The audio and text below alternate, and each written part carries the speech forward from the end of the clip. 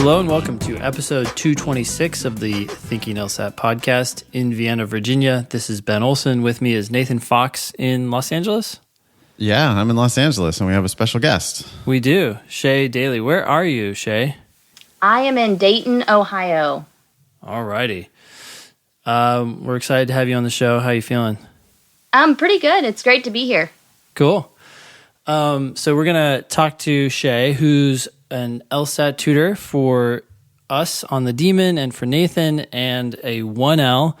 And we're going to hear all about that exciting stuff. And then we'll eventually jump into some pearls versus turds where we try to assess some received wisdom. And then we have another question here about, should I study for the LSAT? I wonder what that person is wondering. And then we have something about taking the LSAT abroad. That is a possibility, and we'll dive into that. This will air on Monday, January 6th, 1 week before the January LSAT, which is on the 13th. And then the registration deadline, will be tomorrow for you folks who are listening to this the day it comes out, Tuesday, January 7th. That's the registration deadline for the February LSAT, which is on February 22nd. If you have questions, you can always email the show at help@thinkinglsat.com. Send us your selfies if you're so inclined. Leave us a review on iTunes. Yeah, with that, I'd say we turn our attention to you, Shea. Tell us a little bit more about you and your situation and where you're going to law school, and also what you're juggling right now as you go to law school. Yeah, so I am currently living in Dayton, Ohio still, but I go up to Columbus, Ohio for law school, so I go to Moritz College of Law. I am engaged and originally planned on going to a part-time program here in Dayton, Ohio until some of the offers came through, and then debated where to go from there. So I guess my situation is just basically I was working full-time before when I was studying for the LSAT, and that's why I was debating some part-time programs because it was, hard to give up a full-time income. But scholarship helped with that a lot. So definitely getting the LSAT up helped with that situation.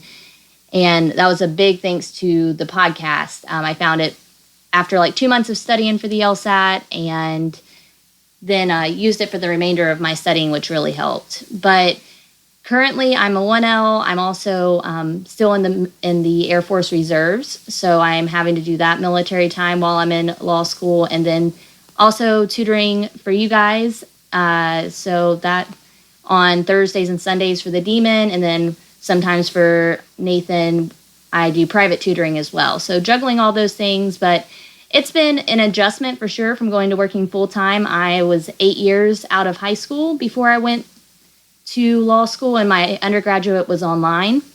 So it's been an adjustment, but it's been a good one. I'm happy with it. So yeah, non-traditional student. Yeah. Yeah. Well, a lot of people say that the first semester is the hardest, and you're done with the first semester now. What's your feeling about that? I hope that's true.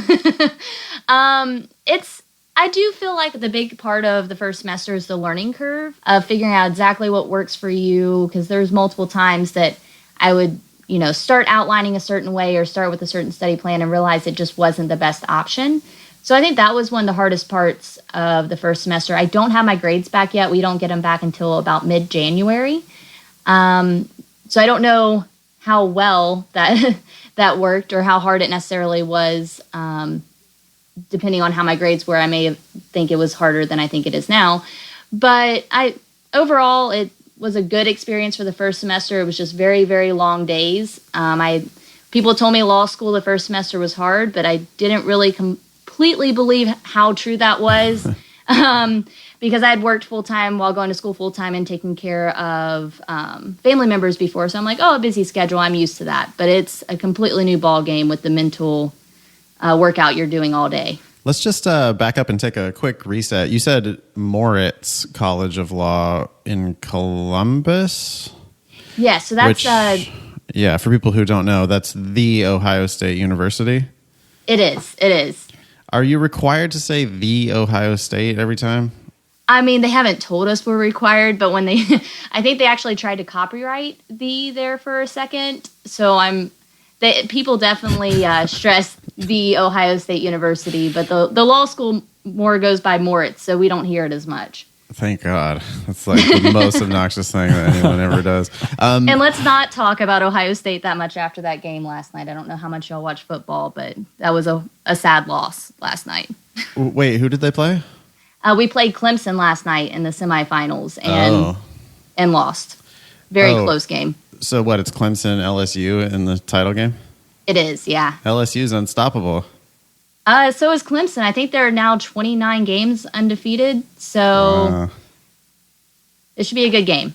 Did Clemson score a bazillion points like LSU did?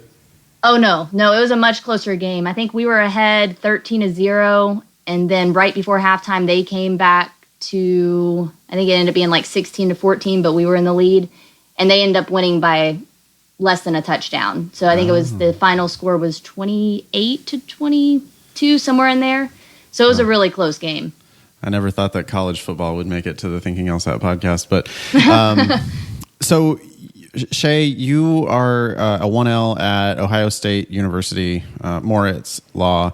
That school has a 75th percentile LSAT of 163 and a 25th percentile LSAT of 157.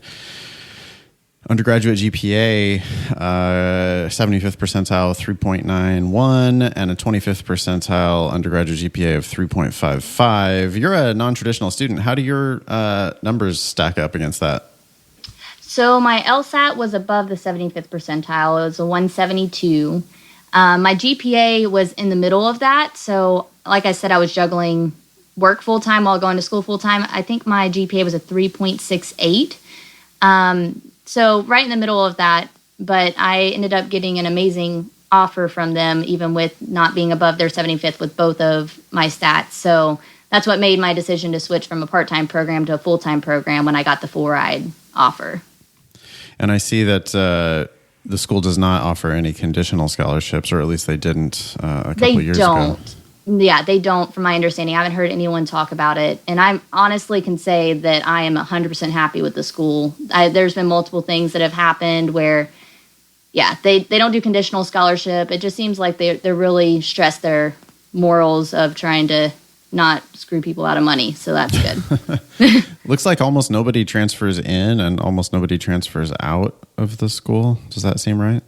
It seems right. From what I've heard, I think last semester only one person dropped out after first semester, and that was before they even got grades back. They just decided it wasn't for them.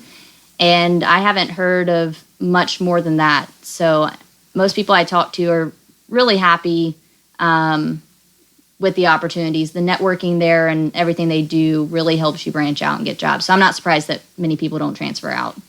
What classes did you have in your first semester?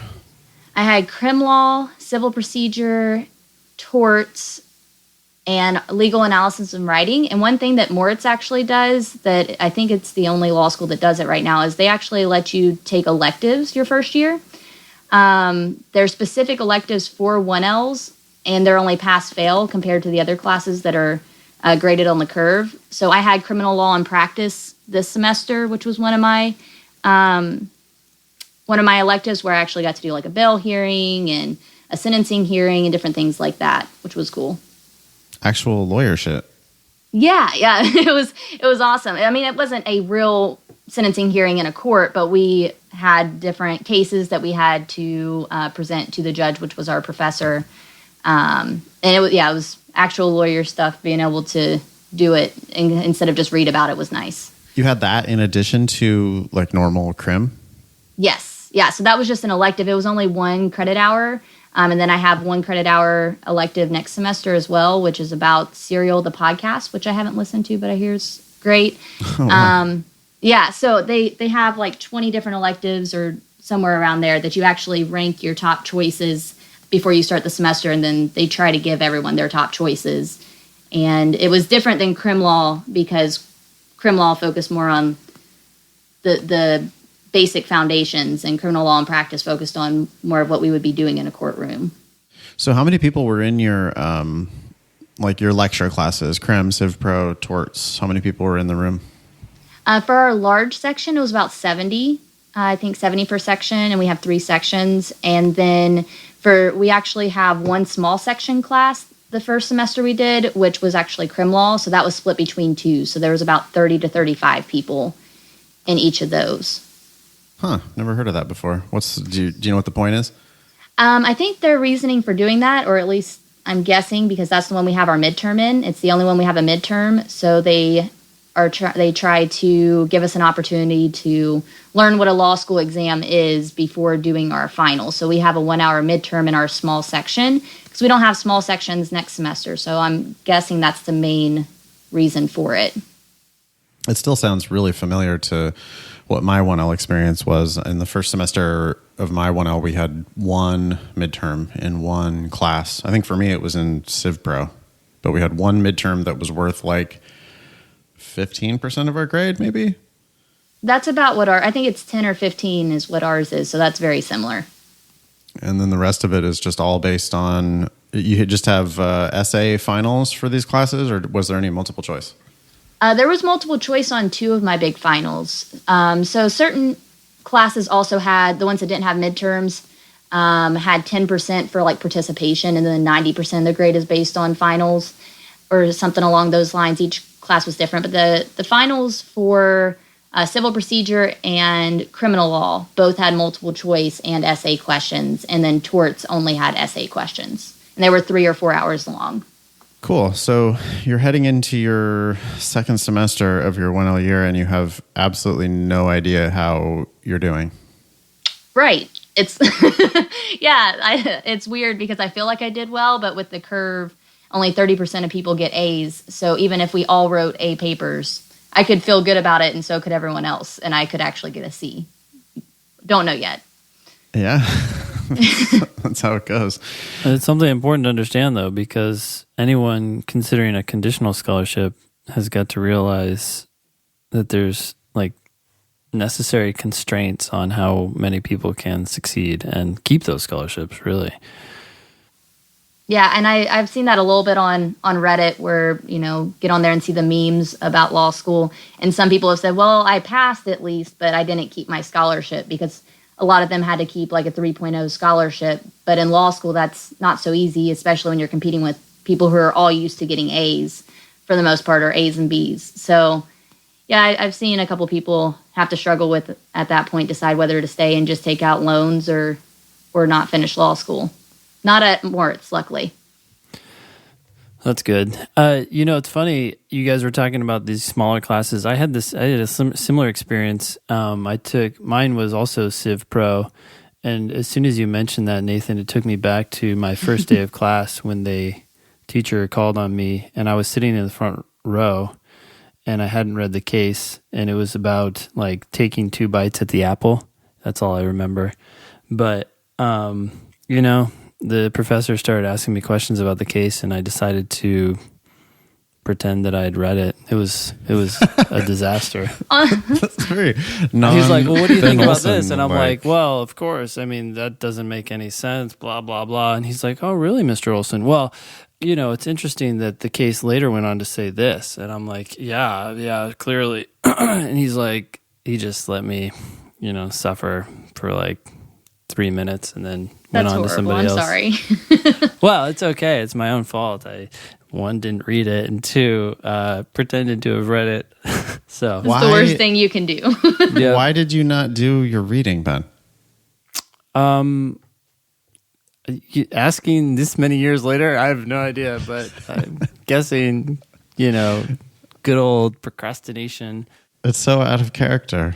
I know. Well, I came from an econ background, which was like, I did a lot of procrastinating there too. And I don't know that I understood necessarily a lot of what was going on, but I could do the math. So I would basically do the problems and then look at the answer and be like, oh yeah, I got to the right result.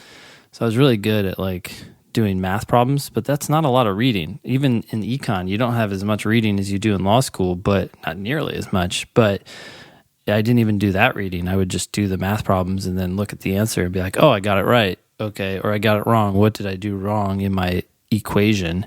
So then in law school, I was like, this whole reading thing, I was like, oh no, I'll just do the problems, but there wasn't problems. And yeah, really, it was interesting, but I slowly figured it out. Yeah. How were your grades in law school? They weren't bad, but I certainly struggled at first transitioning from a more math oriented major, because I actually did I did the BS version of econ, and so it was a much more math intensive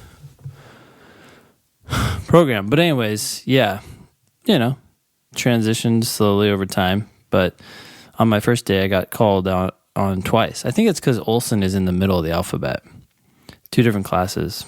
It was, I think by the end, we kind of rotated like with the same group of people. Shea, are you like taking classes with the same set of students, or is it different for each class? No, it's the same set. So we had the same 70 students in each one, and our section is pretty close actually. We had like a Friendsgiving all together. It was nice, but the same thing happened to a lot of people in our class. Is when they would be called in one class, they'd be called in the other. So a lot of us wondered, do the professors talk? And like, this is the day we're going to cold call these people. Because a lot of times if you got cold called in one class, you're like, oh no, this is going to be a bad day. And you would get cold called in at least one of the other classes usually. Yeah, that's interesting. It was, since it was our first day, I think a lot of people were hypersensitive. So after I totally botched it in Civ Pro and then got called on again in contracts, some people started laughing because I think I was the first person called to in both classes, which was odd. So I was like, okay, I get it. I should read and actually know what I'm talking about. Shea, who's the worst person in your section? There's not. Wait, there's what? not a worse. There's not a worse person. Are you talking about gunners? I mean, one thing that's kind of interesting about our section, and I can only speak to our section, and we've all talked about this before, is there are cold calls. We get cold called quite a bit, but people raise their hands quite a bit too, and actually answer questions when people are struggling and different things like that. So I almost feel like our section most of the time wasn't scared for cold calls, except for in Civ Pro, because no one understood what was going on in Civ Pro. So everyone was scared to get called on in that one. But I mean, we have people who raise their hand more often than others, but not in like it really wasn't in a negative way. You're not going to put anybody on blast? No, not doing that. Surely there's that one guy in your class that you don't like. No, honestly, like we all have different opinions a lot. I don't get out socially as much because I come back home to Dayton every weekend. So maybe I would have more people I didn't like if I went out socially a lot. But with classroom-wise, and we all talk quite a bit, even though some people have differing opinions, everyone seems to respect each other quite a bit. So there's not one person that I don't like in the class, but I'm sure if I went out more, there may be. You can tell us after the show. It's fine. We understand. So you were in the Air Force Reserves before you started law school. You're still in the reserves? Yes. So I've been in the Air Force Reserve straight out of high school. So my family's very patriotic. A lot of them have served in the military, Army, Marines, one Air Force. And so I knew I wanted to join in some capacity. Plus, I wanted help with tuition because I didn't have any other help outside of what I would be paying or taking out loans. And I didn't want any student loans. So I went to the Air Force right away. And I was in, I think, about 6 years before I started college. So with the reserves, you actually have to build up your active duty time for your GI Bill amount to go up, and which is partially what pays for school. It's one of our benefits. But yeah, so I was in the reserves, but I was full-time as an Air Reserve technician for about 5 of those 8 years before I left, and actually worked as a paralegal for a little bit before going to law school.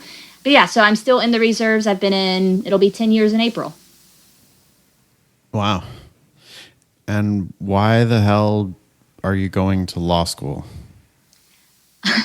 Well, I've always probably as cliche as it says, always, especially in high school, knew I wanted to go be a lawyer. When I was looking at colleges, I got accepted into a paralegal program to start out, or I was going to go into the military. So that's the two things I was debating. I've always had a real passion for the criminal justice system. So if I wasn't going to be a lawyer, I'd probably go be an investigator of some sort or something along those lines. So for the most part, I'm pretty sure I'm planning on doing criminal law because my undergrad was in criminal justice. I worked as a criminal paralegal, but I'm keeping an open mind. So kind of always wanted to do something with the criminal justice system, and I just felt like I could do more as an attorney than as an investigator. So that's why I kind of went that route. Do you know where that passion for the criminal justice system started? Like, criminal justice is not for the faint-hearted. What? Yeah, I don't know specifically what started it. I mean, I watched a lot of TV shows with my grandparents and stuff growing up that were, what was that show that they used to try to, America's Most Wanted and different things like that growing up. So I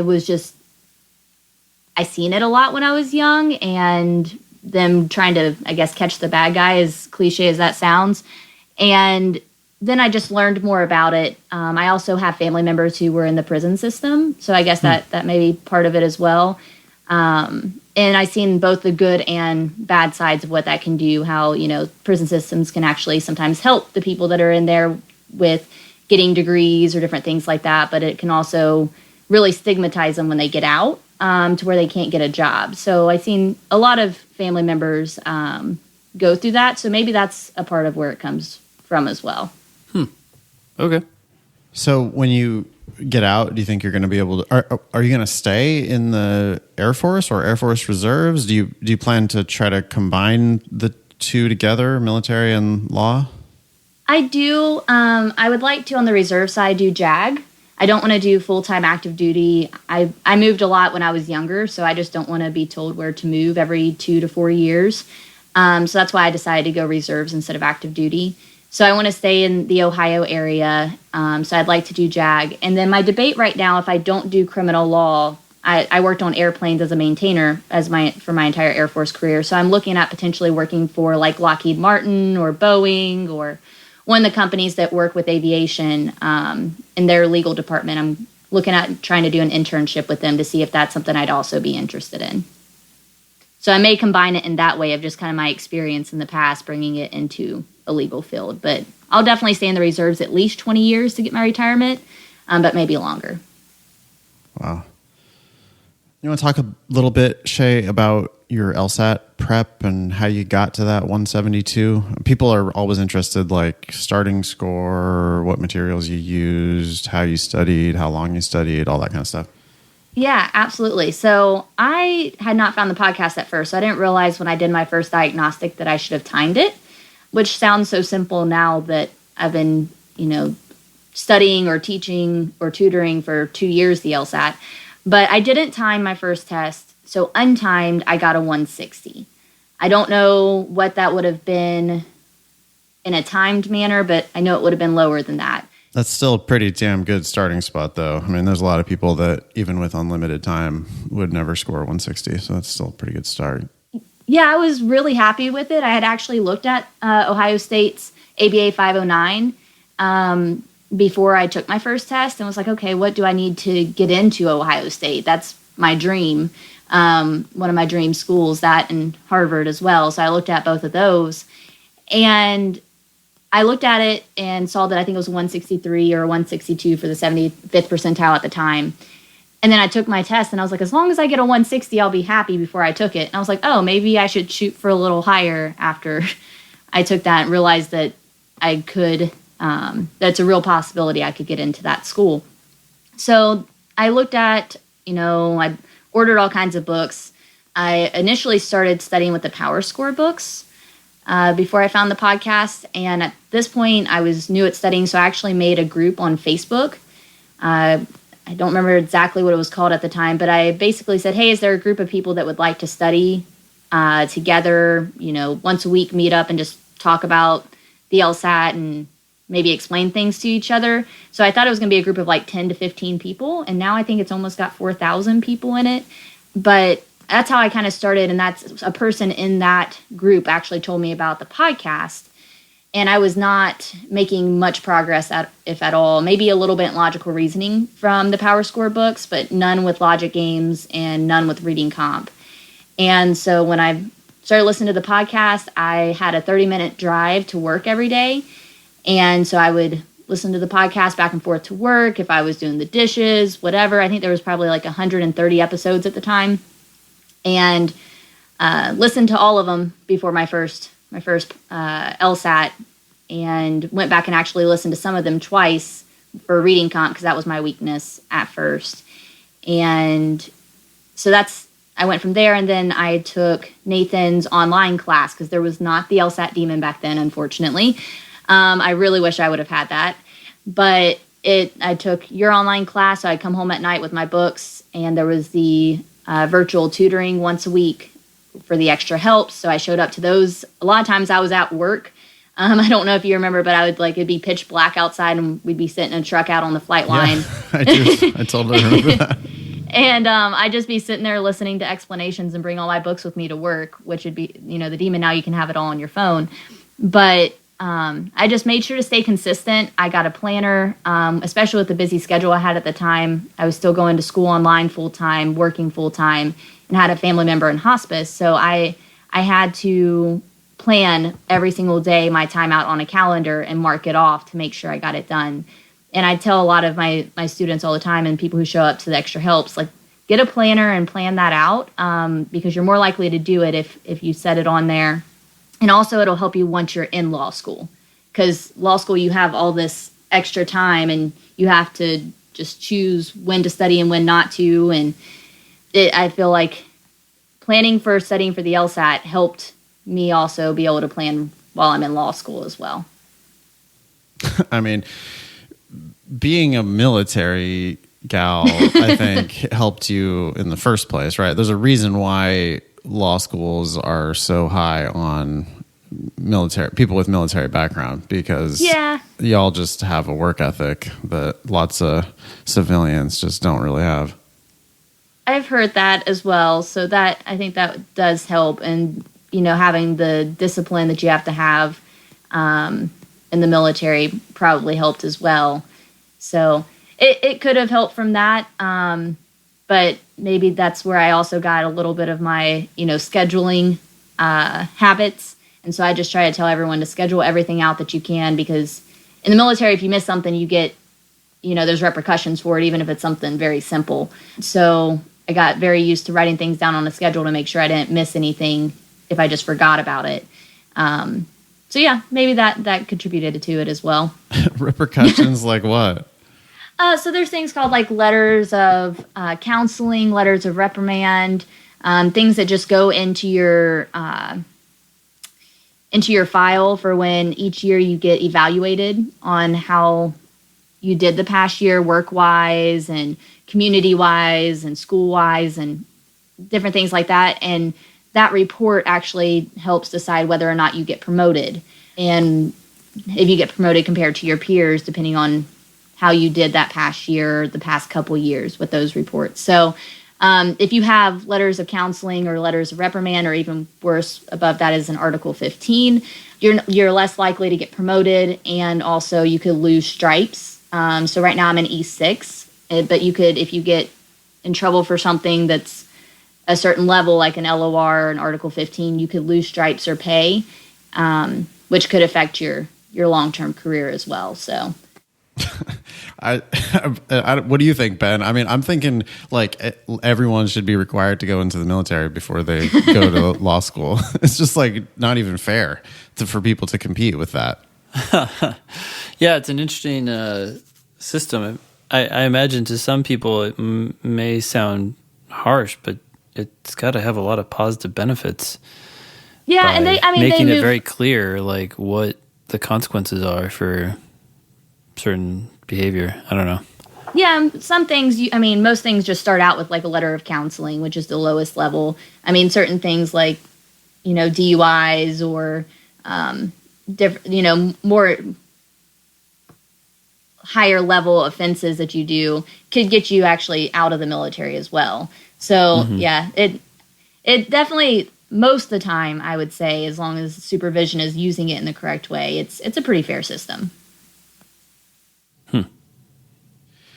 It sounds like so serious. It sounds so grown up. Like if you compare, I mean, because I know there's a lot of like very young people in the service, but it's just like if you compare the typical kid who, you know, just graduated from, I don't know, UC Berkeley or whatever, and, you know, and now they're 22 or whatever, and they just graduated, or 21, 22, and they just graduated from Berkeley. And you compare that to somebody who's like been in the service since they were 18. The last 4 years of that person's life is, I don't know. I mean, at Berkeley or whatever, I went to UC Davis. I'm kind of, you know, extrapolating to all the rest of the UCs, but you can just totally not go to class, not do anything. It doesn't matter. You know, like, you know, it's just no serious consequences. You can probably pass all your classes. And it just, there's no, I don't know. There's no, like, you're not a real grown up. I have heard a lot of my classmates talk about that, how it's weird because in their undergrad they didn't have to show up for every class, that and that now if they feel like if they miss one class, they've missed like an insane amount that they shouldn't have missed. And I mean, there is a wide range, even in just my section. I think our youngest person is 20 and our oldest person is like in their early 30s or mid 30s. So I'm 27, so I'm right there in the middle of that. But so there is a wide range of, you know, different experiences and probably even maturity levels because of just life experience. Oh, the people that are straight out of undergrad. I mean, everybody thinks that those kids have like an advantage because they're used to studying or whatever. But I think that when you're 21 or 22 in law school, you're just purely at a disadvantage because you have no idea what it's like to actually have like a job or a boss, or for you've got like some commanding officer like yelling at you, you know, like actually forcing you to do shit. And if you just like come straight out of a normal undergrad, you've never had that potentially in your entire life. You don't like, I just remember when I was in 1L, I remember the kids that were like showing up to class, you know, that we'd have the first, I'm sure it's the same for you, Shea, like the first class sometimes is not till like noon or almost noon or whatever. Right. And you've got like one class that day or maybe two classes that day.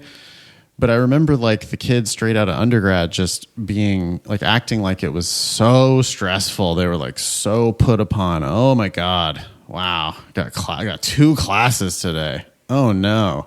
And then just looking at like, cause I was a little older and looking around at like the other people who are a little bit older. And it was like, well, that's a hell of a lot better than having an actual job where you have to show up at 8 a.m, like be there all day and work your ass off. Yeah, and I will say the commanders don't normally yell at you after basic training. Basic training, you do get yelled at a lot. But after that, unless you've done something really bad, they're not just going to come yell at you. But yeah, at school, I will say the one downside to Moritz, where I'm at, our first class this semester for most days was 10:30. To get parking, I had to be there by 7.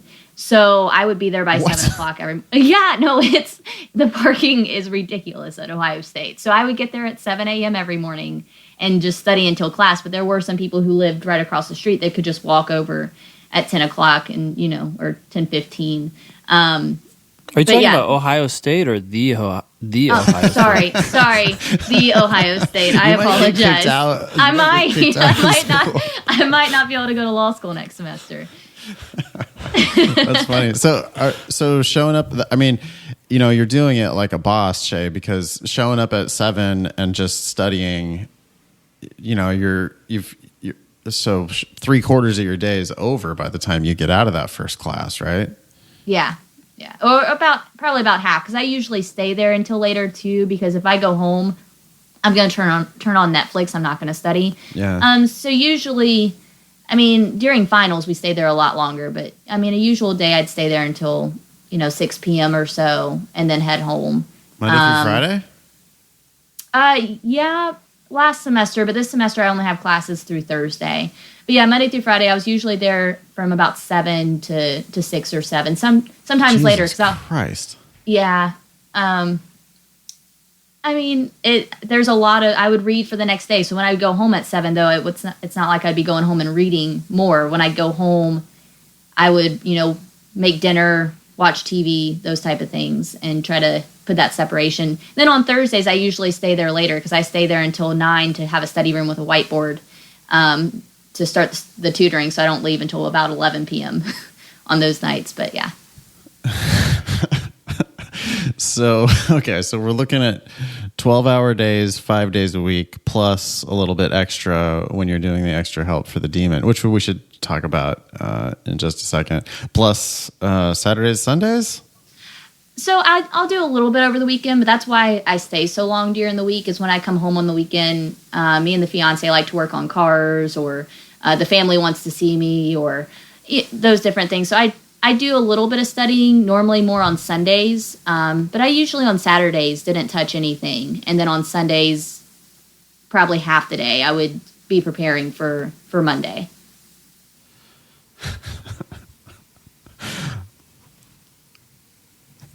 Ben, you have anything to add? That sounds like you've got your system down. I mean, we'll see. I'll make sure to send y'all an email. I mean, it could be horrible. I don't know. I don't know my grades yet. Now, during finals, that's a completely other thing. I mean, there was a study group of us of 5 that were at the law school about 15 hours a day. Not like 16 hours a day studying leading up to finals. So but that was only during finals. But when I talked to people going into law school, I'm like, having the discipline to be able to study for, a couple hours a day definitely will come in handy because you'll be doing much more than that in law school. I mean, yeah, people cry about their circumstances now as they're trying to study for the LSAT. And they're like, either they're an undergrad or they have a job and they're trying to find time to study. And life doesn't stop in law school. Like, I mean, there have been multiple things that have happened to me just in this semester where having a balance, life still happens no matter whether you're in law school or studying for the LSAT or whatever. And that's why I have to make a schedule, because if not, you're just like, oh, it can wait until next week, which doesn't, it just keeps getting procrastinated. Wow. Yeah. Sorry, I'm like shell-shocked by the actual life of a 1L, and I just know that it gets worse. So you just told me that the first semester they say is the worst, but I have actually. Yeah, wait. What do you mean it gets worse? You're saying when you go to a law firm or something? Or yeah, just your legal life is going to be worse than that. I mean, it just almost everybody, right? I suppose that there are some jobs that aren't that crazy, but. Well, if you do public interest and stuff, usually you can get some kind of 8-9 hour job with state or the government or different things like that. Firms definitely they say are crazy hours, but like the AUSAs that I worked for when I was a paralegal, which is that's an assistant United States attorney. They worked for the government, and they would work normal, 8 to 5 unless they had a trial coming up, which was only a couple times a year. Yeah. Yeah. I mean, don't get me wrong, there are some lawyer jobs out there that are like that. But I think people who are going down this path probably need to be prepared for the possibility that it's going to be like 12 hours a day for the rest of their lives. And big law is tempting. I don't even want to do big law, but everyone's over here talking about the paychecks that it brings and the bonuses you get from going to big law. And it even makes someone who isn't interested in it really at all be like, am I making the right choice? I'm going to be making, less than 6 figures a year, and they're going to be making over $200,000 a year. So yeah, it's even if you don't plan on going into big law, you could get into law school and it could be very tempting. Well, just like people need to look at like conditional scholarships and what's actually required of you if you do get a scholarship, when people are going to big law, they need to ask the same questions. What are the minimum required billable hours? What's the culture? The cultures vary decently from firm to firm. Now, granted, they're all big law firms, so you're going to be working long hours like Nathan is saying, but you can find different firms that have different like attitudes toward working on the weekend, working on holidays, and a lot of it comes down to what they expect your hours to be and whether they expect you to not only hit that minimum but also hit whatever's required for the bonus. So different firms, different life, really. Yeah, but I think the ones that are paying you $200,000 a year, they're gonna get their pound of flesh out of you, right? They are. It's not like They gonna be gotta working make your that ass off. money back. Yeah, for they sure. they can have varying, scare quotes culture, but the big overarching culture is we make millions off of the backs of young attorneys, right? I mean, that's like the way they make the big bucks is they work you to the bone by paying you $200,000 a year and billing you out for $2 million a year. That's just the way that's the way the law firms work. So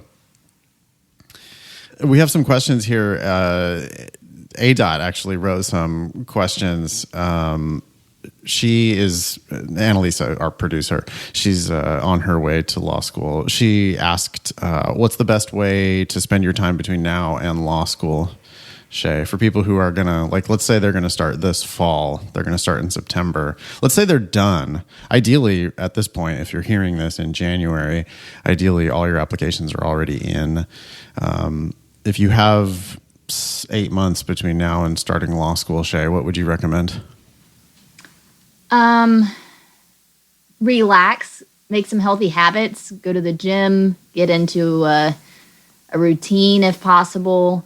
I didn't have barely any time to work out, and I love going to the gym. That's something that even when I worked and went to school full time, I made time for the gym. I barely made it to the gym maybe 10 times this semester. So do what you enjoy. If that's reading for enjoyment, do it now because you're not going to want to open a book during law school outside of what you are required to read. I've heard a couple people have, but most are like, no, during winter break, I'm going to read a book because I haven't been able to read a book for fun since the summer. So whatever you enjoy, make time for it, spend time with family, make sure to prepare them for the lack of time you will have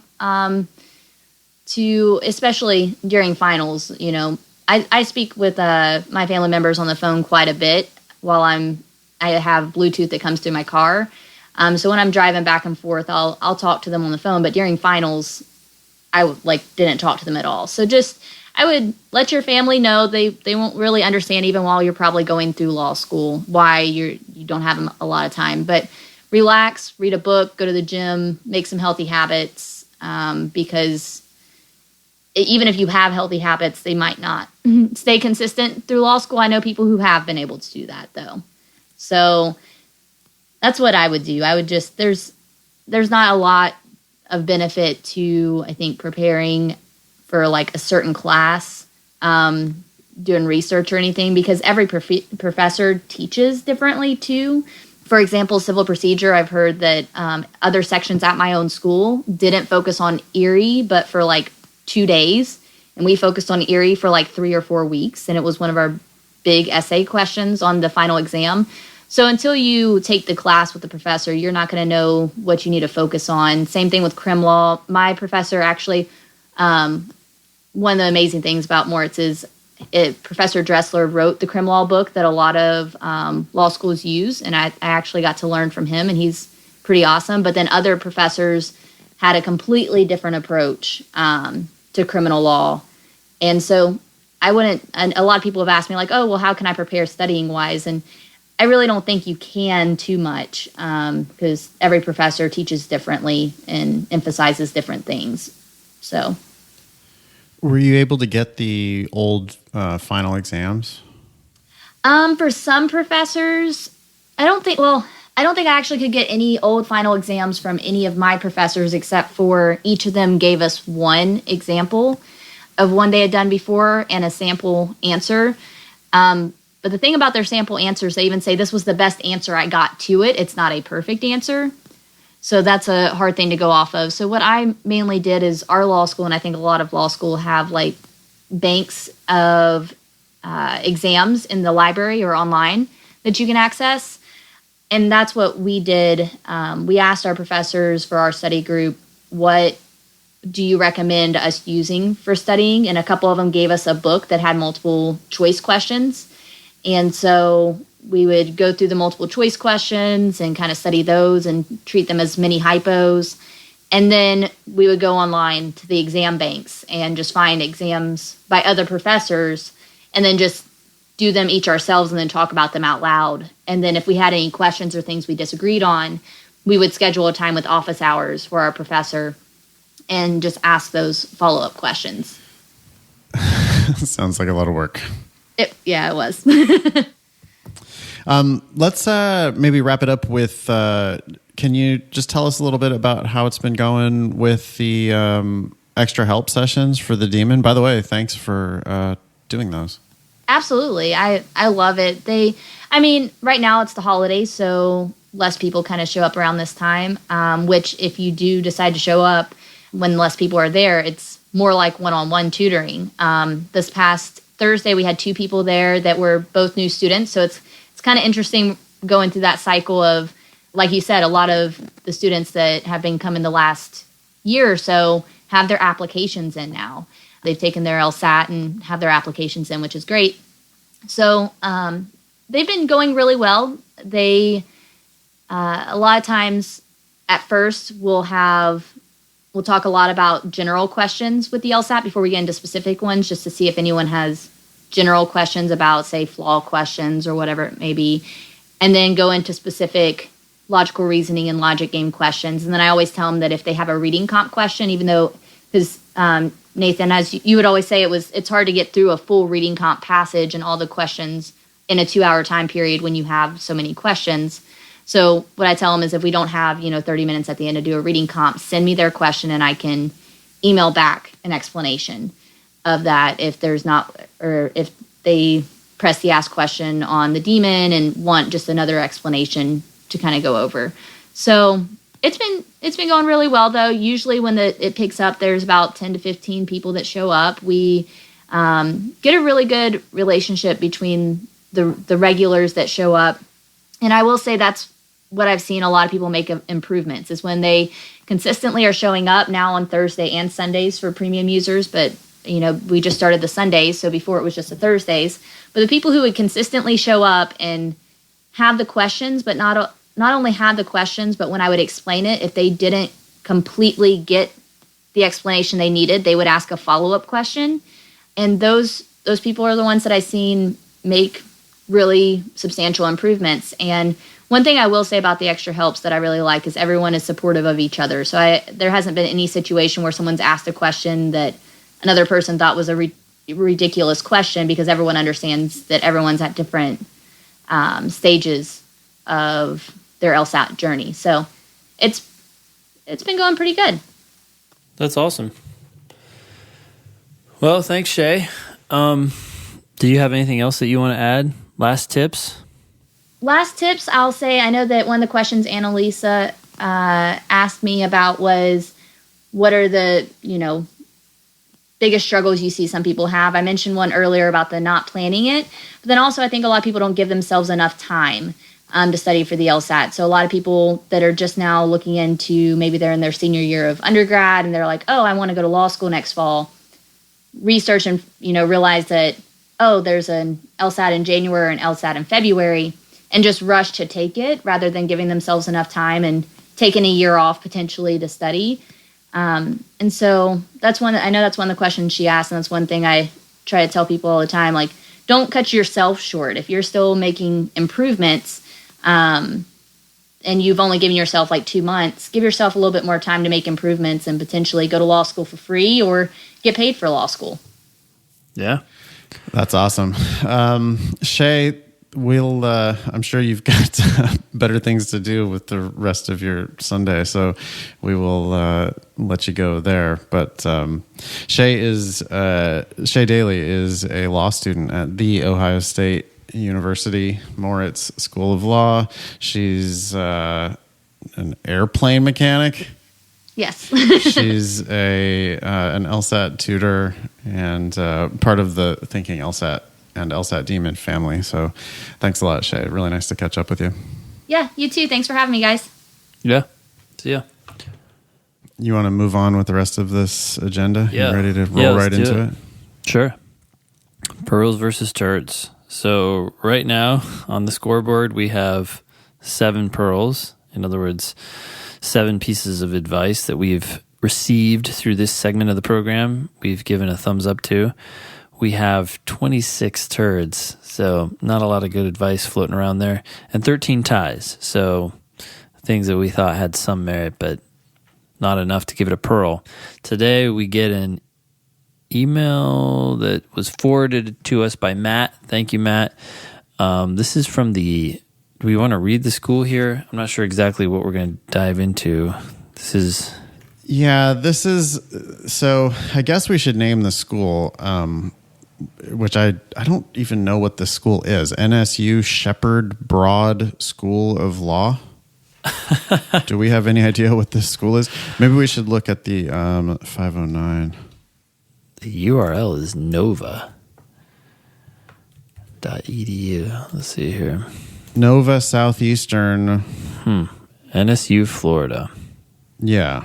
So Nova Southeastern University in Fort Lauderdale, Florida. I don't know their ranking, but we can look at their LSAT scores and their undergraduate GPAs to get kind of an idea what type of people end up going to a school like this. Yeah. Their 50th percentile LSAT is a 150, and their 50th percentile undergraduate GPA is a 3.1. They admit people, their 25th percentile LSAT is a 148, and their 25th percentile undergraduate GPA is a 2.8. So, they are a regional school. They are still charging people, according to the 509, $20,000 a semester to go there. Mm-hmm. So it's or a year. We don't know what that... Yeah, unless the form is fucked up, which, good job, ABA. We don't even know whether this is per year or per semester. It does say per semester. It seems like that would be pretty cheap if it was actually per year, $20,000. I don't think it does. There's that.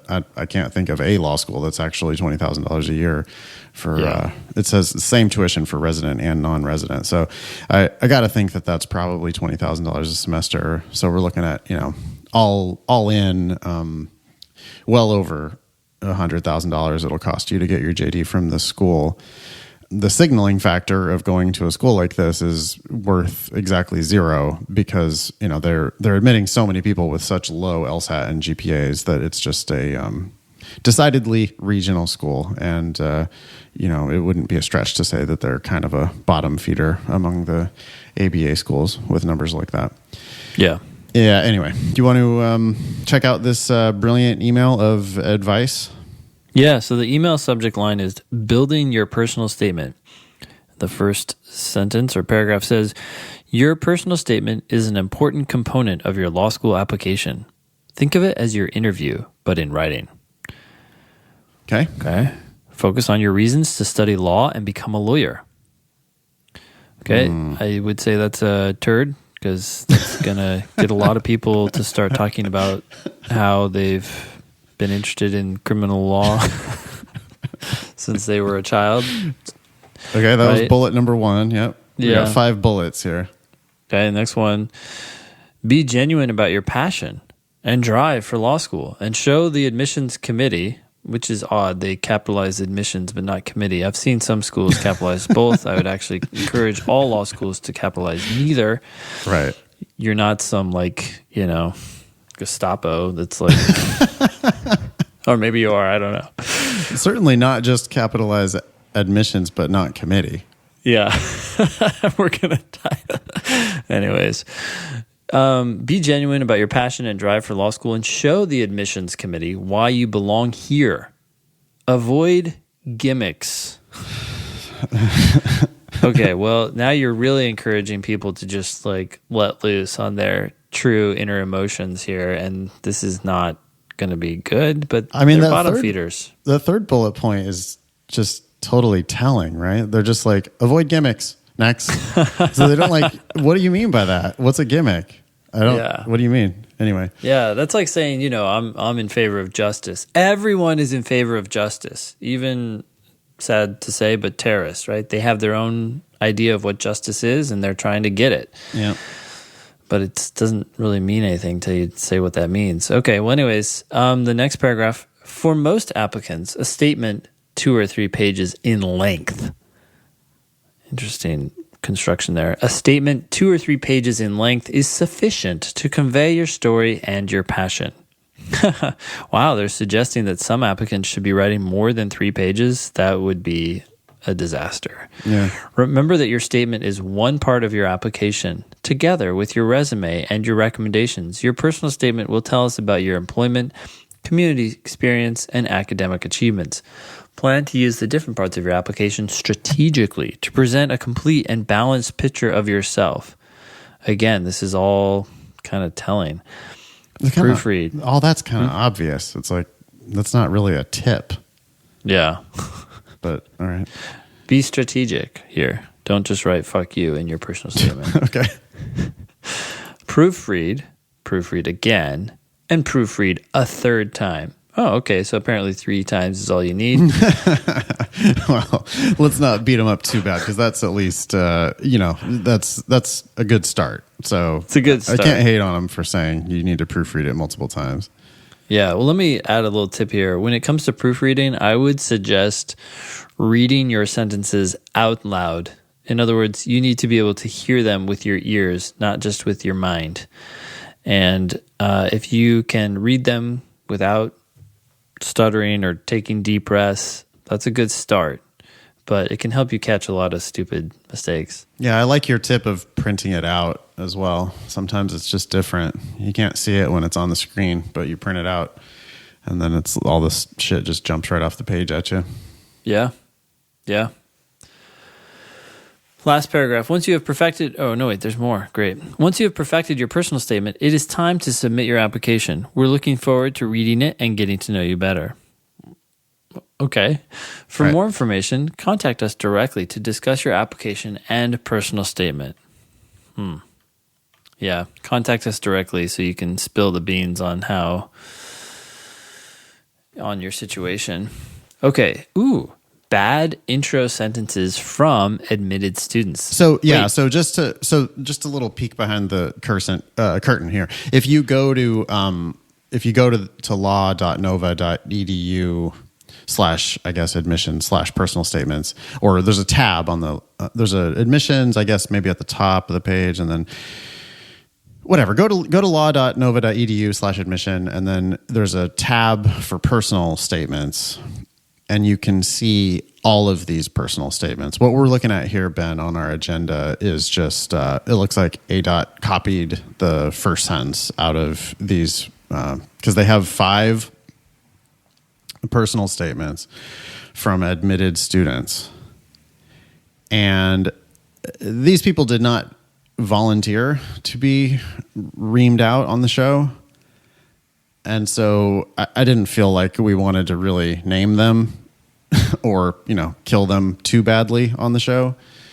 But when I I just skimmed through these personal statements, and they're so bad. Yeah. So what we have here is just the first sentence. I have the webpage up, Ben. So I will, if need be, I'll read you the second sentence of some of these. Okay. So great. This is good. I'm glad that you clarified that, because these sentences are not in the email, but they're what we got by following the link in the email. Correct. Right? Because the first sentence says your personal statement is underlined, and that takes you to this page. Yeah, there's a link that says, so at the top of this page, it says, an important part of the application, well, blah, blah, blah, blah, blah. Meet 5 NSU law students the same way we met them, through their personal statements. We've also added their words since enrolling at Shepherd Broad College of Law. We're delighted to call these students NSU Law Sharks.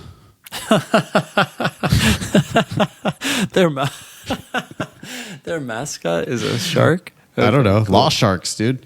That's like for their their fucking volleyball team or whatever. They've got some jerseys that have NSU Law Sharks. So anyway, without naming names here, want to read this first sentence of the first personal statement? Well, so the first example has this as its first sentence. My passion for engineering was sparked when I realized I wanted to follow in the footsteps of my uncle, who is a mechanical engineer. Okay, wait, hold up. So you're talking about your passion. You're talking about engineering, your passion for engineering. And the subject of your sentence is that passion. And you're talking about your uncle, who is a mechanical engineer. My question right now is, why are you going to law school? And why are you telling me about this passion? Yeah, I mean, the root of that sentence is, my passion was sparked. Mm-hmm. Right? For one, you don't want to talk about, just don't say the word passion. It's just such bullshit. For two, it's not a passion about law. It's a passion for engineering. Mm-hmm. The verb there is was sparked. Wait, what? Yeah, the verb phrase, was sparked. My passion was sparked when, and then it's when I realized. So he's also talking about him. He's talking about his own mental state, which is like another real common, just annoying thing that people do, is they like to talk about themselves realizing or knowing or feeling things. Thinking things, yeah. Instead of just saying what you actually did. That's the one that they put up top. I mean, skimming through the rest of this, the rest of it is not horrible. But does he want to become an IP lawyer or something, I guess? That it's unclear, He's talking about his college career. He keeps talking about engineering. In the last paragraph, he gets into the Shepherd Broad College of Law is right in my backyard. And so now he's real specifically talking about the school exactly. And so I can see why, it just seems to me like he applied to one school. Yeah. And obviously he's going to get in. I bet his numbers are way higher than the average numbers at the school. But anyway, next one. Next one. Yeah. In my oh dear. I know. When I read this, I immediately started laughing. I was just like, what? Are you fucking kidding me? You're telling me about your 8th grade yearbook? But all right. Sorry. Go ahead. That's okay. So in my 8th grade yearbook, each student filled out a mini biography answering simple questions like birthday, favorite color, and fondest school memory. Aw. Can I keep reading? Yeah, go ahead. All right, one question that still rings in my mind is, by the way, the phrase "in my mind" never, ever, does not ever need to be in your personal statement. No. It's like I believe. Cut it. One question that still rings in my mind is, quote, if you had one wish, what would it be? My wish was to become the United States Attorney General. Oh, jeez. Oh, my gosh. Oh, jeez. I can't believe it. Well, heck, you might as well go to Mars, too. Yeah, be an astronaut, because, when you're in 8th grade... Oh, dear God. I'm wondering how many U.S. Attorney Generals there have been in the United States. Anyways. It's roughly about as difficult as being president. Yeah. We've played this game on the show before, right? Like Supreme Court Justice or president. Yeah. Yeah, U.S. Attorney General. There's got to be probably more attorneys general than there are presidents. So it's probably slightly easier to become Attorney General than it is to become president. I'm on Wikipedia, and it looks like, I don't know why some of these folks were just acting as Attorney General. Yeah. But they weren't actually Attorney General. For the ones that actually became U.S. Attorney General, we have 85 in the history of this country. So how many has Trump had? Interesting. I'm sure he chews through them. Yes. Okay, so he's had 1, 2, 3 acting U.S. Attorney Generals and 2 that were actually appointed, Jeff Sessions and William Barr. He's had 5? 5. Wow. Barack Obama had 3 for his 8 years. Two of them were actually appointed. One of them was acting. Ooh, George W. had a bunch too. He had 1, 2, 3, 4 acting and 3 that were actually appointed. Still, Bill that was Clinton in only 8 had years. 2. Yeah. Interesting. He had 1 acting and 1 appointed. Okay, anyway. So your chances of becoming U.S. Attorney General is slim.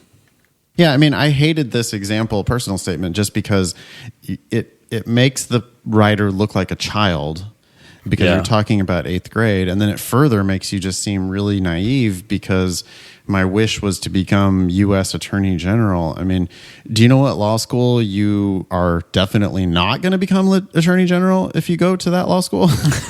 This one. So, I mean, she goes on to say, well, my dream has changed now and I don't want to be in the Department of Justice. But it's just like, okay, well then why are you talking about that?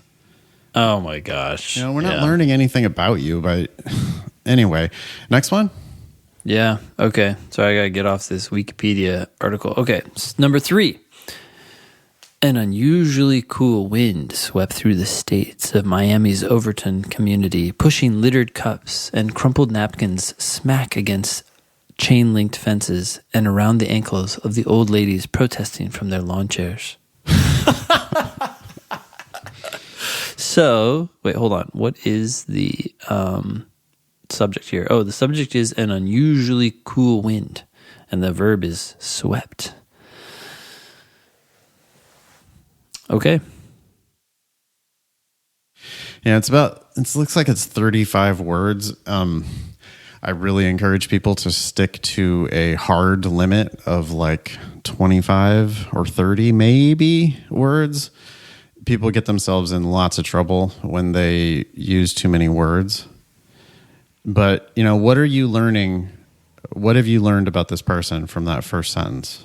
They're sensitive to the wind and the trash that's blowing around them. Yeah, I don't know. The subject That's of the about system the subject of the sentence is the wind. An unusually cool wind. There is an active verb there, which is swept. But it's just this ridiculous cinematic opening. What happens next? Anything useful?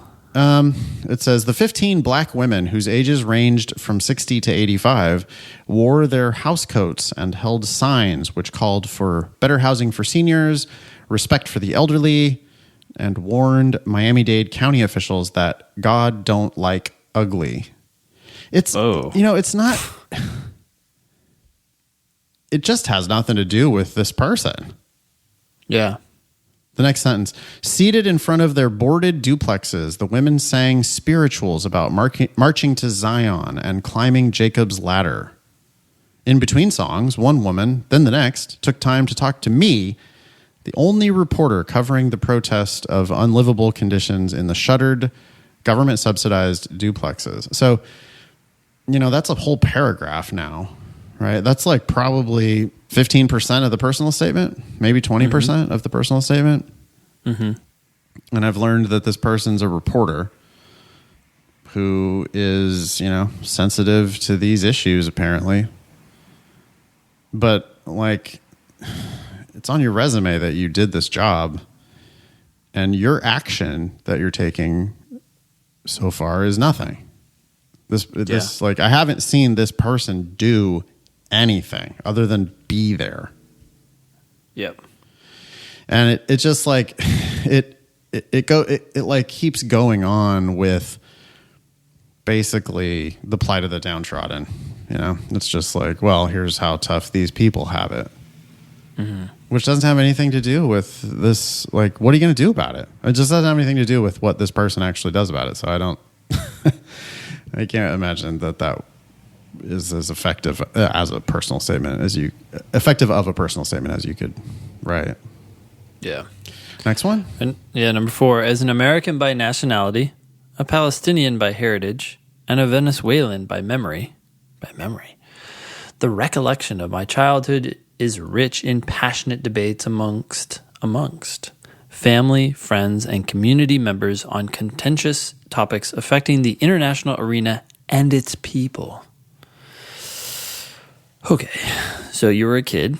My childhood is rich. That's your subject. No, the subject is the recollection of my childhood is rich in passionate debates. Yeah, the recollection of my childhood. That's the subject of that sentence. Yeah. It's just so many words, and it's like, where is it going? I mean, it doesn't... Well, it's just like too grandiose, too. Okay, let's assume for a second that this person's family, friends, and community members did engage in contentious debates on topics affecting the international arena and its people.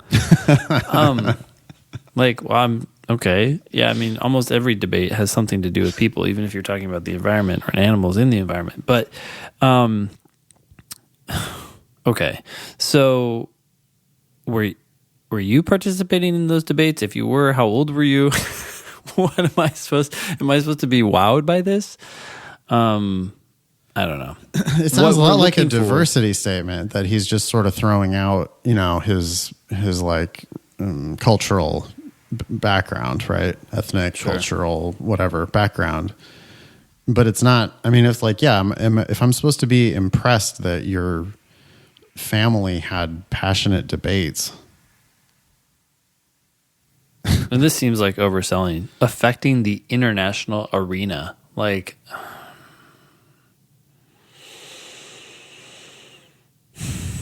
I don't know.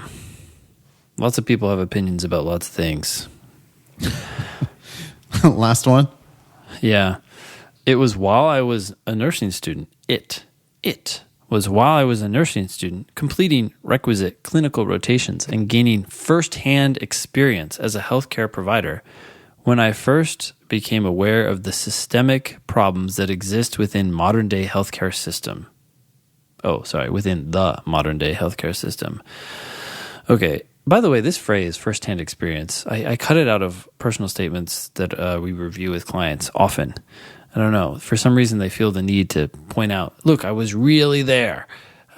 We get it. Well, it's hard to get secondhand experience. I mean, like, you either got experience or you didn't. Yeah, either you did stuff at this place or you didn't. Yeah, right. So, like, don't tell me I gained experience. Tell me what you did. Like, be more specific. Yeah. And again, this sentence is about becoming aware. It's your mental state. I don't really care about your awareness of the, quote, systemic problems that exist within the modern day healthcare system. I'm sure that you encountered some problems. The idea that you have an understanding of the systemic problems seems doubtful. And it doesn't really tell me about you either. It's just like, oh, I'm here and I'm seeing problems. Yeah, this person is an RN, you know, which my mom was an RN before she retired. And I have like a lot of respect for RNs, but like people think they're going to come in with like some special knowledge of national or worldwide issues. Mm-hmm. Right? And they're going to tell the law schools, like, you should admit me to school because I have special knowledge of this issue. Yeah. And it's like, well, the truth is that everybody knows these issues exist. And anyway, what are you going to do about it? Yeah, put yourself in the leadership positions that are intended to solve these problems. And it's possible that a lot of these problems are not being solved because the leadership has its own interests. But it's also possible and fairly likely that these problems are inherently difficult to solve. And when you get up there and start, waving your gun around and saying, you know what, this is what I'm going to do. I'm going to solve it like this. I was a nurse for 6 months and I know what the problems are. It's like, yeah, but you also have to deal with the insurance companies and the other stakeholders. What are you going to do about them? Oh, I don't know, but they shouldn't be doing that. A lot of people like to tell other people what they should do, but they don't actually have a solution for that person that will get them on board and help them solve your problem. Anyways, I'm going on a tangent, but this person is pretending to be an expert in something that they're not. The writing, obviously, in all of these is suspect. What's the subject of that sentence? It. And the verb is was. So the sentence starts with, it was while. I mean, you could cut that. You could just... Yeah. When I... Yeah, when I was a nursing student. I don't know. Anyway, well, hey, maybe we can leave this there. I don't want to like shit on these people too much. I just, when I saw this, I was like, it made me sad, basically. Because these are the personal statements that this school is holding out as like, look at these. Like, look at these awesome future, kick-ass advocates. Like warriors, gladiators Sharks. of the English language. Yeah. Look at these law sharks. And I don't know. It's like, it made me feel, I know that we always get like accusations of elitism, Ben. But when you look at the numbers that this school, like the types of people that end up going to this type of school, I mean, we could look at the job outcomes and stuff. I don't know what those are, but they can't be great. Mm-hmm. It does seem to me, Ben, that there needs to be a significant belt tightening in the law school game. Yeah. These schools, in other words, shouldn't exist, or they should be substantially cheaper to get more on par with the risks you're taking by going to them and the likely income you're going to generate once you leave. If they were cheaper, I wouldn't care. I'd be like, okay, well, totally. You get what you pay for. Oh, if they were free, it'd be like, yeah, great, absolutely. Everybody go. Yeah. Maybe Bernie Sanders will get elected, Ben, and then make like just all education free for everybody all the time. I mean, hey, it's a nice thought, I suppose. I don't know that practically it would actually work, but if that were the case, well, then you're going to get an overconsumption of education. Well, there already is an overconsumption of education. The problem now then you're going to get even more. Yeah, well, sure, but if it's an overconsumption of education that we have decided as a society that we are going to fund, that's one thing. But instead, we have the perverse incentives. The way we've got it set up is, oh no, we're just loaning this money to these people. And then the schools have an incentive to just jack up the tuitions as high as they want because the actual students themselves are not paying the money in real time.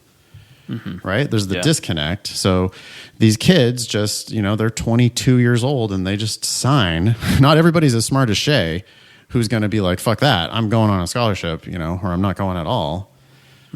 And so people just, they just sign their name on the dotted line and then end up, borrowing over $100,000 to go to a school like this, where there's just no way that your employment outcomes justify that type of an investment.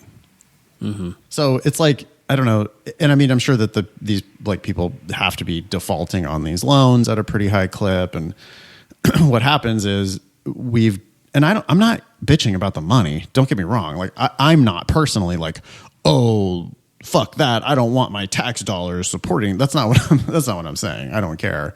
What I really worry about is just saddling all of these people with this crazy amount of debt when they're, just not the employment outcomes can't be very good. Yeah. Anyway, that's that. What's that? Don't go to law school. Cool. Don't pay for law school. I was going to say don't go to Nova Southeastern University. But hold on a second. Let me look at the scholarships. I'm looking at this is a 1-year-old one that I have in front of me, but it looks like 30% of the class gets grants. And the grants are not huge. So 25% of the class gets less than half tuition. 5% gets half to full tuition. Yeah. You know what? Now look at the grant amount, Ben. The grant amount. Yeah, it's okay. Yeah. So they're actually just not giving very many scholarships. They're just like the 75th percentile grant is $15,000. Yeah. Against I guess an annual tuition of $40,000. But then they say half to full is 5%. I don't know. This is weird. Well, yeah, because 5% of the class could get more than that 75th percentile grant. So that makes sense. Yeah. It's got to be $40,000 a year, and most people are just not getting scholarships. I mean, if you are, you're getting, they're going to throw $10,000 at you. That's the 50th percentile grant amount. They're going to throw 10 grand at you and make you feel, you think you're special because you got a $10,000 discount on a $40,000 a year.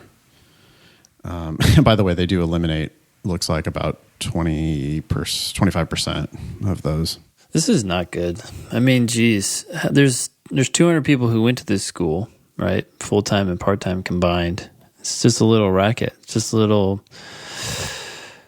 group of people making a bunch of money off of 200 folks who, I mean, that's what we need to know. We need to know the job outcomes. I guess we can look that up on that ABA site, but even then we have to know the salary. I don't think they disclose that. It seems like we can just infer based on the admissions standards. I mean, when the average person, the 50th percentile, the average person at the school has a 150 LSAT. I'm assuming you're right that can't be great, but I'm just curious. Like, what are the actual numbers? What percentage of people are getting a job that requires a JD, and what's their median income? And then you say, okay, well, you just spent $200,000 in, especially when you consider opportunity costs and interests. How much money are you making now? Making 50 grand a year? Yeah, you could have done that doing something else, maybe more enjoyable. Yeah, we could be wrong. If anybody out there listening wants to make the case that Nova Southeastern University in Fort Lauderdale is actually a good investment, please feel free to make your case. Email help@thinkinglsat.com. We'd love to talk about it, but it's, like you're just going to have to show me that it's worth incurring 6 figures of debt to go to this school. And that's going to be a tough sell, I think. Yeah. Okay. You want to read this next one? Sure. This is an email the subject says, feeling out law school. Okay. So don't go. Yeah. Certainly don't borrow money for it. Ben and Nathan, in recent months, I have become interested in the idea of going to law school. I finished a history MA in 2017, but chose not to pursue a PhD in large part because the job prospects were horrendous. This is already a bad start. You know what I mean? Like when people say, well, I thought about doing this other thing. It's like, I don't care about the other thing. Do you know what lawyers do, and do you want to do that? Like the fact that you thought about a PhD and decided not to do it is just not material. But anyway, since then, I have been somewhat adrift, but managed to learn enough about IT to obtain a job as support for a local bank. After a year of working in IT, I have found that I enjoy problem solving and helping people, but I'm not married to the job. As I began to consider putting time and money into obtaining certifications to advance a career in IT, it led me to think about what my other options might be, and law school came to mind. Whoa. Wait.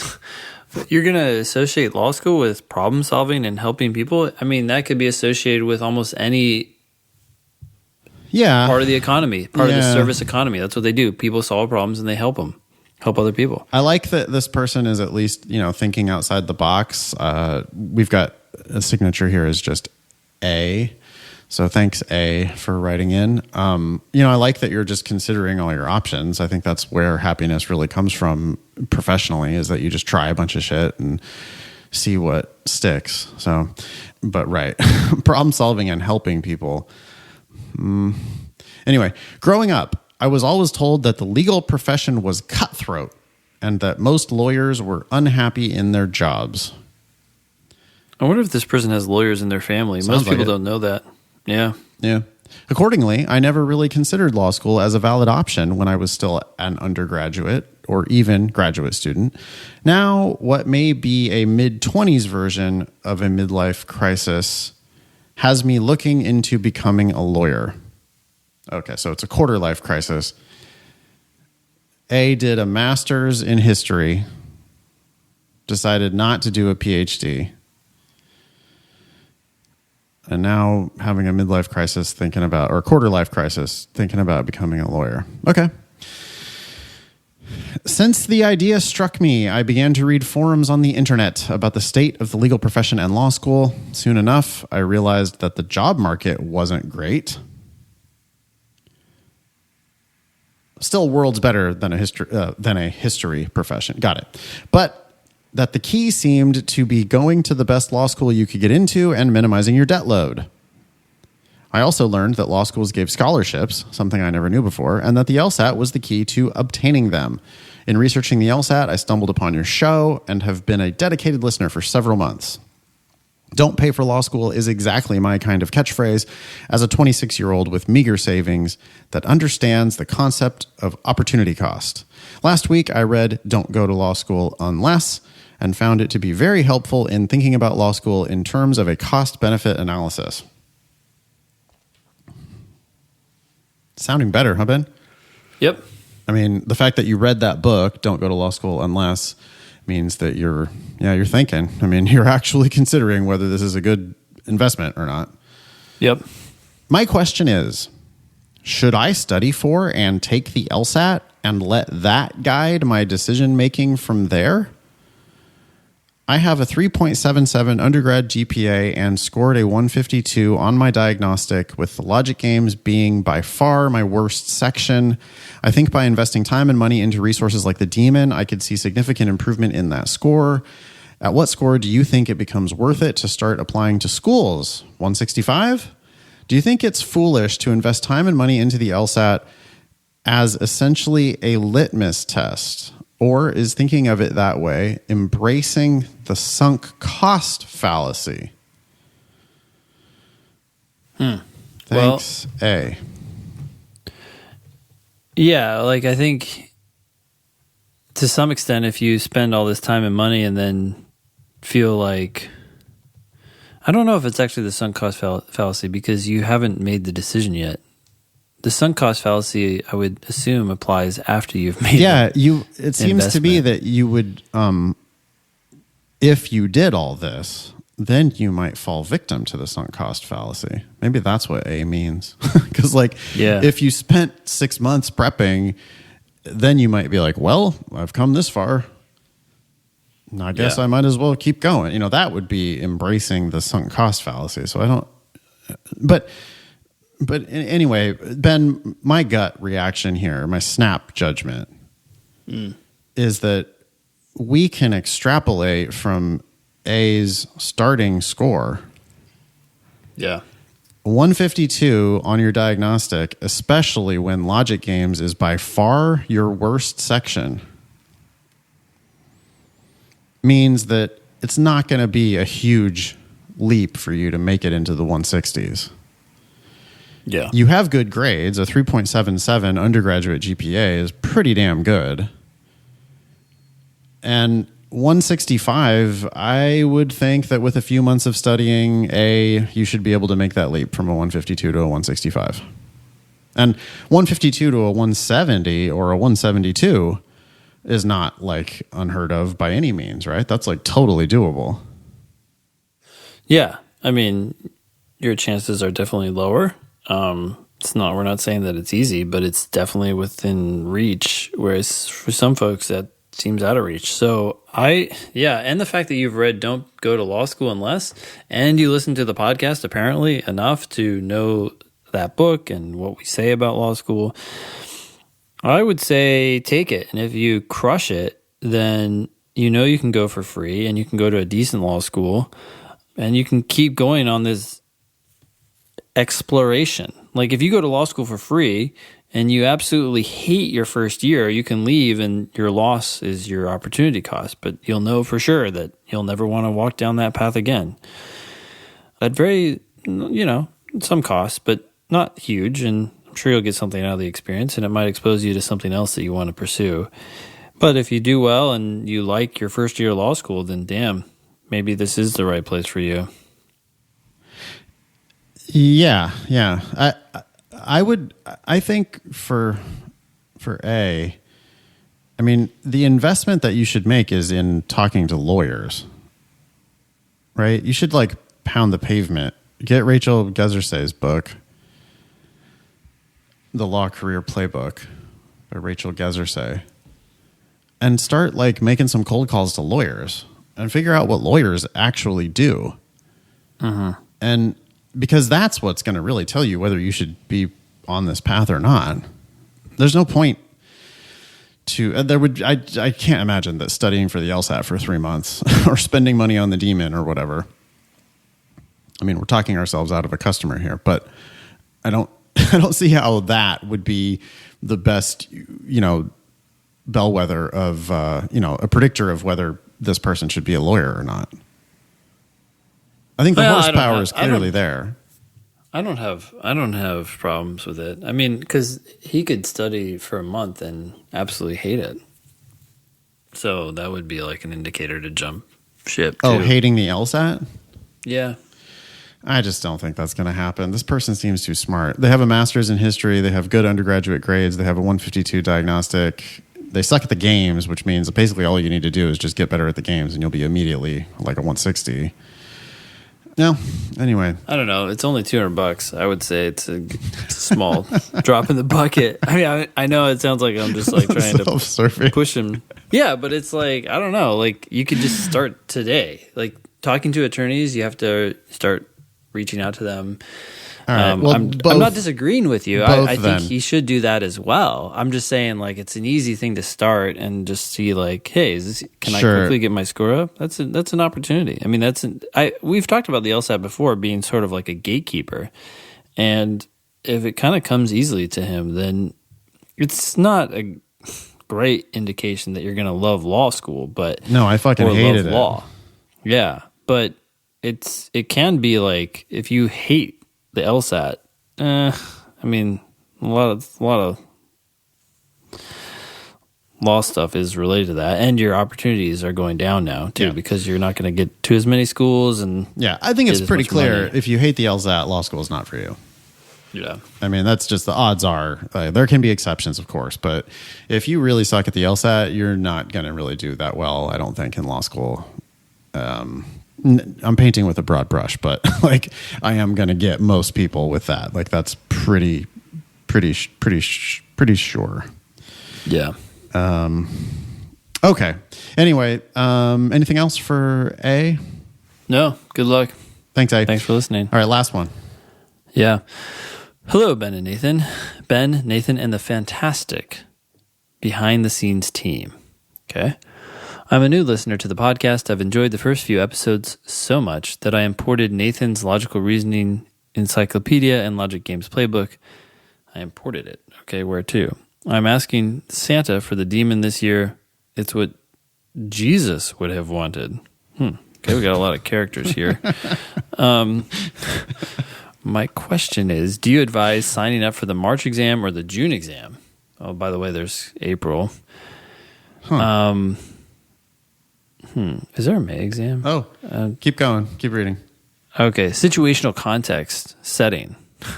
Situational context, setting, I live in Tokyo, Japan. Konnichiwa. There is one test center where I live, where I can take the LSAT. They offer the test 4 times a year: March, June, September, October, and December. The September, October is, it's one or the other. How much have I studied? I don't know. I have just begun studying for the LSAT. My cold diagnostic was a 164 on the June 2007 test. Damn. Sorry, Whoa. I'm coughing. Don't die. I'm not laughing at your score. That's incredible. Yeah. Job, I am a teacher. January, March, and April are the slowest times of the year, so I could study at my desk during those months. May is the busiest month of the year for me. Okay, well, anyways, I do not take a lot of money. Make a lot of money, so I am trying to avoid postponing the test. I'm applying for the fee waiver. Thank you for all that you do. Have a happy holiday season, Eric. I think Eric is trying to be very concise. Thank you, Eric. Yes. I appreciate that. I think with your 164, what is it? It's January now. You could I would shoot for March, and if your score doesn't budge by then, maybe go for June. But well, it's pretty clear. It seems like, hey, law schools care about your highest score. If you're trying to go to law school starting in 2021, sounds like Eric is not on the 2020 admission cycle at all. No. If you're trying to go to law school in 2021, you're in Tokyo where they only have it 4 times a year. You can take it 3 times in 1 year and 5 times in 2 years. And I understand you don't make that much money, and I understand you're trying to save money. Saving money on the LSAT is not a good place to try to save money. Like, law school costs $50,000 a year. The LSAT can give you a full ride to law school. Yeah. You need to make this investment in yourself. 164 is an awesome cold diagnostic. I think it's pretty clear you sign up for March. Yeah. Bust your ass now, get your 170 something in March, you're done. But if not, it's an awesome head start to get yourself ready for June. You retake it in June. You then get your 170, whatever. You'll have a final opportunity in September or October, and you'll still be able to apply at the very beginning of the next cycle. I can't stress enough how important it is to apply early in the cycle. Like, this time of year, Ben, we just constantly do you find yourself, Ben, having like the same fucking discussion over and over and over with people at this time of year? Yeah. Where you're like, really? You're going to take the January LSAT and then apply? You know, it's just like, and people are like, well, I don't have my best LSAT score yet, so I have to wait. And I'm like, yeah, I agree. You should definitely take the January LSAT. But you should not apply this cycle after that. You should wait till September and apply at the beginning of the next cycle so that you're applying when, you know, all of the like ballers are applying. But I'm 24 and I'm 24 years old. Yeah, right. I know. I'm 24 or I'm 34 or I'm 44. I don't give a fuck. It doesn't make it. I don't care. What does that have to do with anything? You should be applying with the best score you can, and you should be applying early in the cycle. If you're not applying you need to apply in the previous year, okay?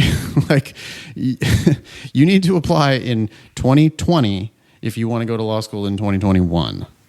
Applying in 2021 to try to go to law school in 2021, yes, the law schools will try to convince you that that's a good idea.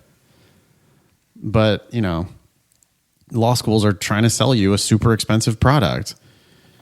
I mean, last time, Ben, we went through that spreadsheet from that former student of ours who had all the scholarship offers. You know, she's got now months to like renegotiate those scholarship offers.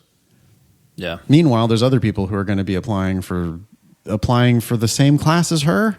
Well, they're just basically lining up to pay her tuition. So Your call. yeah, it's your call. It's your life. And, you know, it's like, it's so obvious. It's like so clear to me. If I were the boss of you, it would be so easy. I would just be like, yes, you're applying in September for the following September. Get your shit ready. Get your LSAT ready. Get your personal statement, letters of recommendation, transcripts, resume, all that shit. Get it all ready. And in September, we're applying for the next September. And that's it. Like, that's, if you're going to do it the right way, like if I was paying for you, or if I was like, if I was like your dad and I was like in charge of the purse strings here, like if I was going to be, you know, whatever, helping you out with rent or something while you were in school, it would be very clear. Like, you would be applying in September. You know, maybe October. But just, no, it's like, yes, you should absolutely take the LSAT again. You really do need to get the best score you can get. But that almost always means you're probably going to wait another cycle. Yeah. And it's not that big of a deal. You'll have offers before you know it. They'll be good offers instead of being shitty offers. But people want the shitty offers now.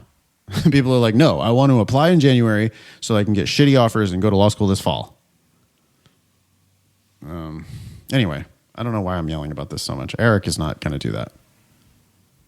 Thank you, Eric.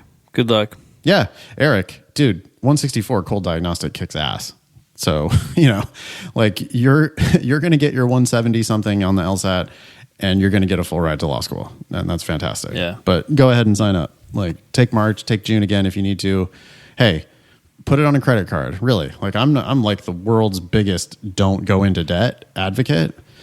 Almost everyone should just cut up their credit cards because they're so bad at managing their debt. But like, Eric, go ahead and put the LSAT on your credit card. because like if law school is really the right thing for you, with a 164 cold diagnostic, people are gonna be writing you a check to go to their law school. Yeah, some investments are worth making. Like Chapman or whatever, they're gonna give you full tuition plus a $10,000 stipend. Yep. So you can afford to take the LSAT a couple times if need be. Thanks, everyone, as always, for listening. You can join the Thinking LSAT podcast group on Facebook. You can also follow us at Thinking LSAT on Instagram and Twitter. For my classes, check out strategyprep.com. For Nathan's classes in LA and San Francisco, check out foxlsat.com. I'm in DC, by the way. We also have one-on-one tutoring and so forth. Our joint project is lsatdemon.com. You can study for the LSAT on your phone anywhere. It has a ton of official LSATs and, well, all of them really. You can also listen to the show on Spotify, Apple Podcasts, YouTube, Stitcher, and our very own thinkinglsat.com. Leave us a review if you're so inclined on iTunes. It helps get the word out. That was episode 226 of the Thinking LSAT podcast. Thanks all y'all for listening. Nice knowing you. Don't pay for law school.